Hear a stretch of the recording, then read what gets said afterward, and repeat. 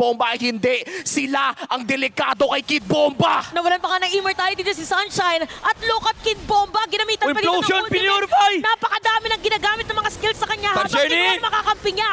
Dito yung Lord and look at that Oh Sunshine. my Mapapatay goodness! pa.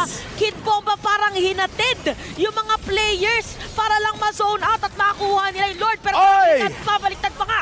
Hindi pa nga nila na-defuse ang bomba Carby? dito. Si Carby makapag-flicker palayo. Nevirus Passion na gamit na rin at si TNZ.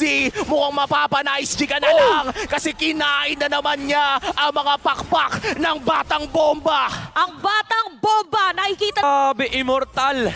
Yung Uranus hinatid sa base. Buhay pa din. Magistor goes on the fracture. okay lang daw kasi meron naman siyang immortality. Meron pa time si Journey That's it. dito. And look at Carby. Look at Carby, may immortality kahit nagamit na dito yung Vengeance. That's it. Na isang alien, meron pa Lord. At isa na lang, Apex 47 na lang ang dead defense para dito. Hindi nakakayanin